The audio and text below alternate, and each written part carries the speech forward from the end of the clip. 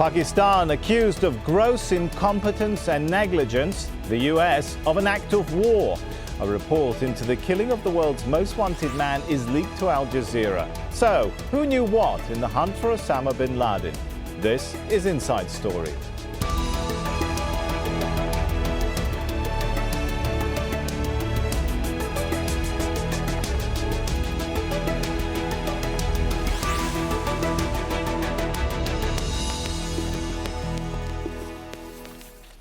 Hello and welcome to the program. I'm Sami Zaidan. It was a military mission that humiliated Pakistan and strained relations with the US. Now, a report obtained by Al Jazeera's investigative unit is offering a scathing critique of the hunt for Osama Bin Laden. Well, the Abbottabad Commission details the comprehensive failure of Pakistan to detect the presence of Bin Laden for almost 10 years. It blames gross incompetence and negligence at almost every level of Pakistan's security. The Commission also criticizes Pakistan's leaders for failing to detect CIA activities on its soil, and it says it couldn't rule out that rogue Pakistani intelligence officials had shielded Bin Laden. Well, the report is also critical of what it calls the illegal manner in which the US conducted the raid on Bin Laden's compound. It describes it as an American act of war and accuses the US of acting like a criminal thug. Well, the CIA is also accused of failing to share information with Pakistan on Bin Laden's whereabouts. To our discussion in a moment. At first, Josh Bernstein looks at US-Pakistani relations in the build-up to Bin Laden's death. The report focuses on the fact that the U.S. raid not only killed bin Laden, but also 3 Pakistani citizens while violating the nation's airspace. In Islamabad, leaders only learned about it on television. Not long after, there were protests across the country.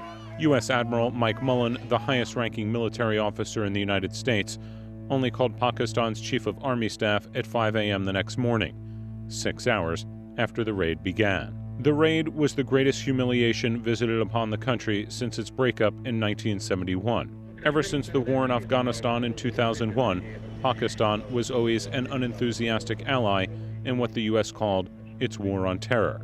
President Musharraf was enthusiastic, I think, primarily because he saw a way to get his country out of pariah status and the 10-year divorce it had with the United States. There were others, particularly ISI, which for 10 years had fostered a different policy. The U.S. became frustrated and planned to hunt for bin Laden alone, but for that, it needed access. According to the report, the U.S. turned to the Pakistani ambassador to the U.S., Hussein Haqqani. The report accuses Haqqani of providing hundreds of visas, which ultimately facilitated the unilateral manhunt for Osama bin Laden. That is something he strongly denies. During the meeting with the Commission, I very clearly pointed out to them that there was no unauthorized visa issued. And very frankly, I don't think the Navy SEALs came into Pakistan with visas issued by the Embassy of Pakistan in the United States. In the years after 2005, the relationship soured even further, with the U.S. accusing Pakistan of tipping off jihadists ahead of American raids. The report acknowledges a shortage of mutual appreciation, a lack of regard and trust in this contingent, transactional, and often resentful relationship. Yeah, I think there's every reason not to have trust. From their point of view, for historical reasons, from our point of view, as we find it very difficult to understand how they can consort with the Talibs who are killing Americans. By 2011, the U.S. was regularly conducting drone operations within Pakistan. The report says the buildup of U.S. aggressiveness and hostility were noted, but their policy implications were not dealt with seriously. And in the run-up to the raid itself, explicit threats were communicated by Barack Obama, but all of them were either ignored or discounted. This was a massive and irresponsible lack of due diligence. The report paints a picture of Pakistan as manipulated and undermined by the U.S. Pakistan's spy chief says the nation had become too weak and dependent to defend itself against U.S. policies. And none of the other political, security, and intelligence agencies had the knowledge, the will, or the authority to combat the spread of the CIA's tentacles all over the country. Today, the U.S. drones still fly over Pakistan. Relations are at a low, but still, a key question of the report remains unanswered. What is Pakistan's policy when it's threatened by a superpower like the U.S.?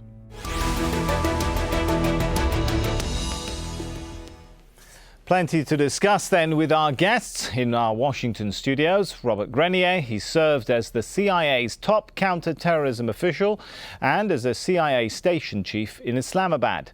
Joining us from Islamabad is Talat Masood. He's a retired Pakistani army general and now a defense analyst. And here in Doha we have Phil Rees from Al Jazeera's investigative unit. He's been studying the report. Welcome to you all. If I could start with Phil, we've got to ask the question first of all. You've looked at this report. When you look at the authors, when you look at the sources, is it credible? Is it reliable?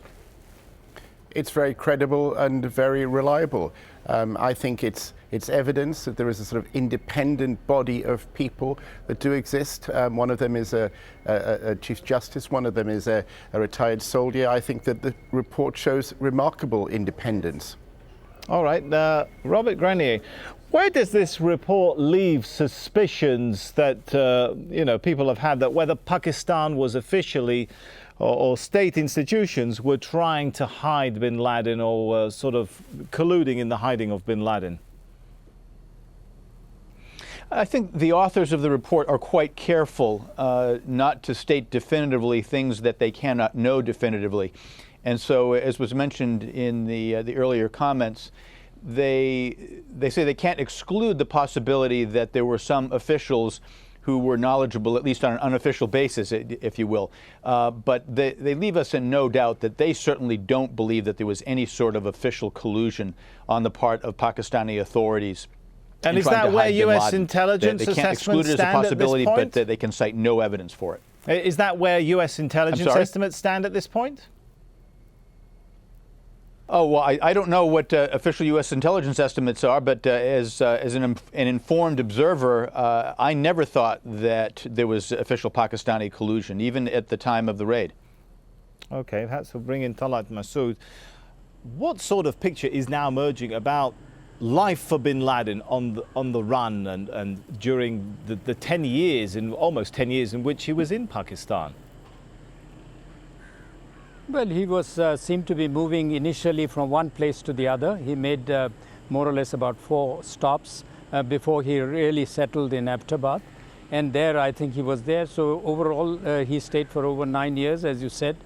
And he seemed to be reasonably comfortable. He thought that he would never be detected.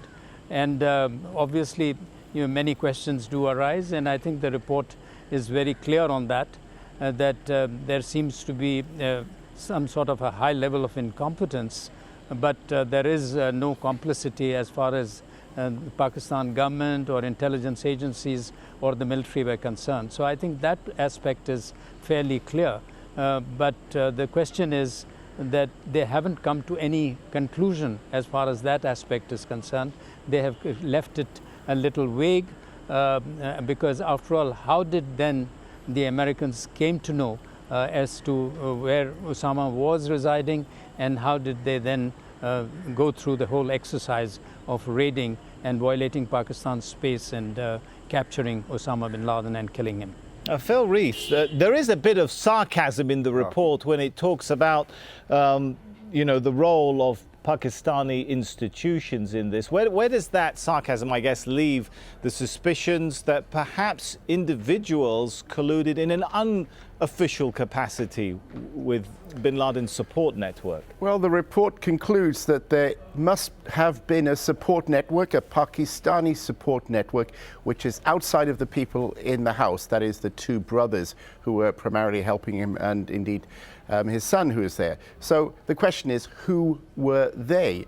Now, you said sarcasm. That section reeks with irony, almost disbelief as to how could the intelligence agencies, which are all powerful, the Inter-Services Intelligence Directorate is feared throughout Pakistan. It is the only real functioning institution. Yet, when it comes to this, it seems to be incredibly ignorant and seems to be completely asleep on the job. And I think that the report does lay open the possibility of complicity. It admits that it's beyond its brief to be able to find that. It's incapable of finding it, but it certainly keeps the door ajar that there is complicity at some level. Now, where that level is, we don't know. But I spoke to defense analysis in Pakistan over the past few days. That couldn't be just some junior guy at the local station. It had to be at a relatively senior level. All right, Talat Masood, I mean, how do you assess the answer to that question? The question of just how there could be such a large scale of incompetence as painted by this report at all levels of the Pakistani authorities? Well, I would say that there is no doubt about it that there has been huge incompetence. And this is the first time that the report, which consisted of members of the commission who are really a part of, or at least were a part of the establishment, first time criticizing the establishment in a way that they did.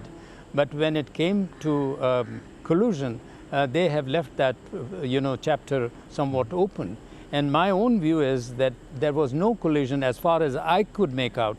And even on terms of on an individual level?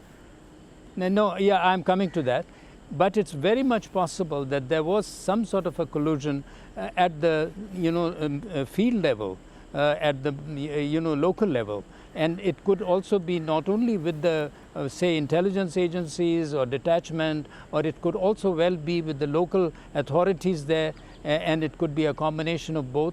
And the motivation for that could be financial. The motivation could be financial as well as ideological among the people who were supportive of Osama. All right, Robert Grenier, how much has been learnt since the killing of Osama Bin Laden about the support network for him?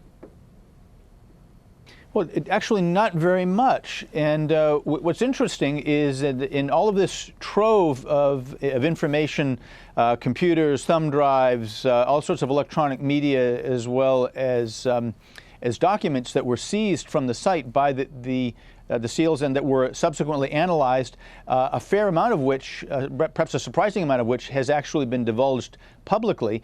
There is nothing in all that information that I'm aware of which indicates either collusion on the part of Pakistani officials, officially or unofficially, nor does it suggest that there was an extensive Pakistani network. Now, obviously, the members of the commission in their report indicate that there are some things that they don't know.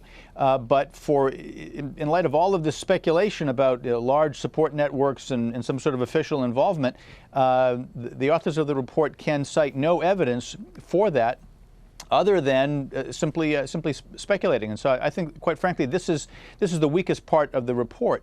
Let me just interject one other aspect here, and this is something which is suggested, but to my knowledge not stated in the report. And that is that it seems to me, at least, that one of the main reasons why Pakistani officials were not able to find bin Laden is because, quite frankly, they did not want to find bin Laden. There were not active efforts made. In fact, it states in the report that there were not active official efforts made to try to track down bin Laden outside of the context of U.S. Why do you think that was the case, Mr. Grenier? My view is that bin Laden was in an entirely different category. There was very effective cooperation between the ISI and the CIA in tracking down many members, including very senior members of Al-Qaeda. But bin Laden was unique in terms of his political impact and the sensitivity surrounding him. And I think that it was anticipated by Pakistani officials that if they were to capture him and turn him over, that this would create something of a political firestorm. Frankly, I think that they were hoping that he would never come to light. When I know when General Musharraf would be asked about it in public, he would say, no, we don't think he's in our country at all. He must be somewhere in Afghanistan. I think they were simply hoping that the problem would go away. Talat Masood, do you agree with that? In a sense, perhaps he was too much of a hot potato. Well, I would very much agree with him, and I think what also happened is they thought probably, if at all he is even here, firstly they never thought that he was here, but if he was here, then I think they thought that he was mostly ineffective, and in any case we should go for those who are more important in the sense that they are at the moment operational as far as insurgency and terrorism is concerned. But what Mr. Grenier seems to be suggesting is it would be too politically embarrassing to find him in Pakistan and present the problem of what to do with him. So, yeah, absolutely. So that I agree with him that it would be. But on the contrary, I also have another view about it. look, if Pakistan high-ups knew where he was, then surely it would have been, they could have taken all the credit, and Pakistan would then have been a darling of the US and the West, that Osama, the icon of terrorism, has been captured by Pakistan and handed over. But this they could have also done very subtly, giving an impression as though they were not truly, totally responsible for it, not to take I the can see backlash of Phil it. Rees is shaking his head and wants to get into this discussion. Go ahead, Phil. Well, I think there's another interpretation of what Robert Grenier and General Massoud have said. Of course he was a hot potato. He was a massive hot potato. The instinct of the ISI, therefore, is not to simply turn its back and think, well, we're not going to do anything about this. You know, their energy would be directed to make sure that he was kept quiet. And perhaps he was kept there. And, you know, this is, of course, speculation. I mean, the report does not say this, but believe me, it hints at it. I think if you look at the quotes when he said how lucky Bin Laden was that every institution, including the ISI, was looking the other way and all this. Well, I mean, the truth is that perhaps he was a bargaining chip, but we know the involvement of the Inter-Services Intelligence Agency with the Taliban. They've got the number 2 they picked up there. We know what's going on in Afghanistan. We know the popularity of Bin Laden in Pakistan. For them to hand him over to the United States, I think would have been politically too much of a time bomb for them to deal with, for either the civil or the military institutions there, to be honest with you. So if they did know then they had him there, what are they going to do with him? Send him to Guantanamo, to civil trial? I mean, the whole complexities of what would happen was too much. So yes, they did want to look the other way, but I think they deliberately did. All right, Phil, though, if we could shift gears a little bit, let's talk about the implications of this report for Pakistan today, particularly Pakistani institutions. Do you think it's going to prompt some kind of massive reform or review of how things work in the country? Well, in terms of sort of concrete evidence, and you know, a lot of what we've just said, of course, is speculation. That is the most damning and embarrassing part of it. It shows a civilian government that basically doesn't care. I mean, the defense minister never talked to the ISI at all, and he's meant to be their boss, by the way. It showed a civilian leadership that had no idea what was going on and was simply there to basically cream their pockets. It doesn't put it in quite such direct terms, but that's implied. Now, I mean, I think that it's laid bare something that many of us had observed before, and I think that this is the question now. Is there a civil and a part of the establishment, and as General Massoud mentioned, the authors of the report are part of the establishment, but they're away from the traditional two parties who've governed Pakistan, like sort of almost, if I can say, like sort of a mafia state. So they're able to sort of look at this, and we've seen with the growth of the judiciary as well, they're exercising its power in recent years. Perhaps we're seeing within the establishment and within the elite a kind of civil society which is not going to accept the kind of faux democracy that Pakistan has had over the past 3 or 4 decades. That is, even when the military wasn't ruling directly. Let me bring General Massoud back into this. You, of course, you've served in the Pakistani military. I'm wondering what you think when you read parts of the report that say that if a similar raid was to occur again, for example, Pakistan would be unable to prevent it. I mean, there must be parts of this report that make your skin cringe. Absolutely, because there is so much of investment and resources that have been going into the military, and the image that the military and the intelligence have in Pakistan, to a large extent, it did suffer a very serious damage as a result of all this. And people then started asking questions. But nonetheless, they realized that obviously Americans can still violate the airspace and get away with it because of their superior technology, and also the fact that Pakistan, truly speaking, at that time was not looking to the West and had left that border more or less undefended. That excuse probably they would buy for a while. But now that this act took place, and especially the way that the border is hostile now, the western border, Pakistan is in a trap in a way. Both the eastern and the western borders need to be defended. And does it have the resources? And does it have the support of the international community? And if its allies are the ones which are going to violate its sovereignty, both through drones and through such acts as we saw, in Osama bin Laden's raid, then what sort of expectations there are both from the government and the allies? Let's talk a little bit more about that. Robert Grenier, where does this report leave suspicions of private Pakistani collusion with US policy that's sometimes called a violation of Pakistani sovereignty? Well, again, you would expect that people responsible for air defense, the Pakistani Air Force and others would be quite defensive, and I think they were quite defensive when they were interviewed by the members of the commission. And yet, I think that the story which has come through, which says that they simply did not have, they were not expecting an air intrusion from the West. Yes, the western border is problematic, but it's problematic because of militants on the ground, not because of expected incursions from the air, and certainly not by a Western superpower. So I think that their explanations for why they were unable to detect this military activity do ring true, and I think that they're understandable. Needless to say that there are probably some things that would have to change in the future. So I really don't see any evidence for any sort of official collusion or turning a blind eye to what the Americans were doing. I think that the Pakistan military was genuinely surprised. Well, let me ask you this question then, Mr. Grenier. You've served with the CIA and you've served in Islamabad. The sort of picture that's painted here in the report about, well, I guess you could call it some kind of support base for the CIA in Pakistan, is that accurate? When you talk about a support base for the CIA in Pakistan, but again, you're talking about some sort of an independent CIA network, so I want to make sure I understand what you're referring to. Yes, operating outside of the control of the Pakistani government, implicated, or there's a hint at implication in setting up the raid that killed Osama Bin Laden. There are names mentioned associated with Pakistani intelligence figures. I mean, it does look like there is some kind of CIA network in the country. Well, certainly that's always possible, and that's what international spy agencies are charged with doing. Now, needless to say, the U.S.